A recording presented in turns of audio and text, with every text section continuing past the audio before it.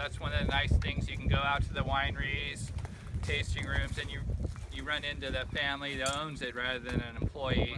You get to go to some old vineyards. This field's only 58 years old, but another field down the street, Susie Vineyard, that's part of the Lodi Natives, is 100 years old. So that's how Lodi really stands out, is you're connected to the a lot of older vineyards and traditions.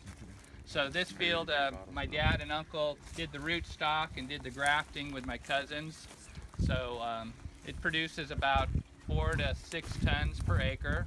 And then for my best stuff that I make, I get about 2.5 or 3 tons per acre.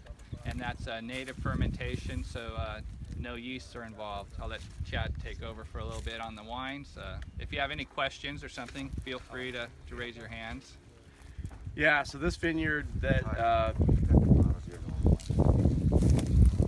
this vineyard is super special. So you're on the west side of the Lodi Appellation, and the Delta is just over on the other side of I-5.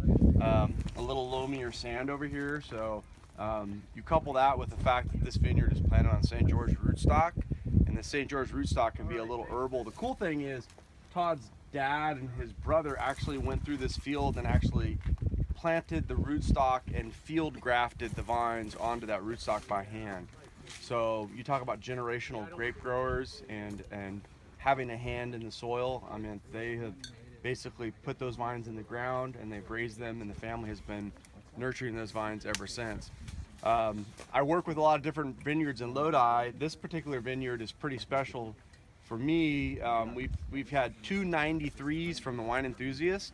The character of the vineyard is very distinguishable year after year. There's an herbal herbaceousness to that really plush berry fruit that we get from this vineyard.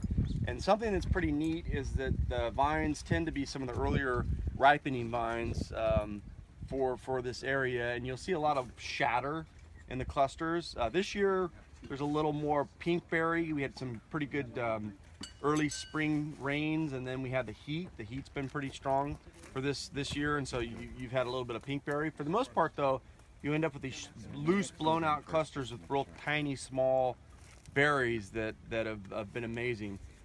We've done winemaking, we've done this since 2012 for Lodi Native.